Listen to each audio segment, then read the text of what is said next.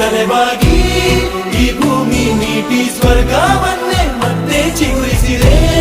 ಹಕ್ಕಿಗೆ ಮಾನಾಗಿ ಹಾರಲು ಬಲವಾಗಿ ಮಡಿಲಲ್ಲೇ ಆಗಸ ತೋರಿತು ನಿನ್ನ ಮಮತೆಯ ಬಲವಾಗಿ. ಸೇರಿದ ಈ ಹೊತ್ತಿಗೆ ಕೈ ಬೆರಳಿನ ತುತ್ತಿಗೆ ಆ ದೇವರಿಗೆ ಶರಣು.